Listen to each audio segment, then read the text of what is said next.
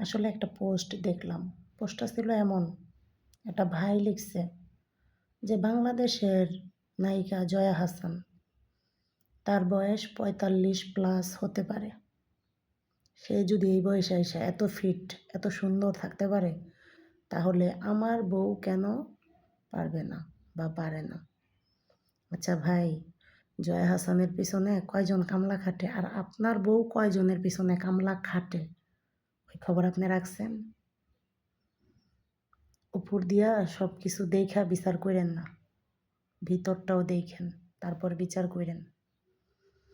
আপনি জয়া আহসানের মতন আপনার বউরে প্রত্যেক সপ্তাহে, মাসে, দিনে পেডিকিউর, ম্যানিকিউর সব কিছু করান, দেখবেন হয়তো আপনার বউ জয়া আহসানের থেকেও বেশি সুন্দর।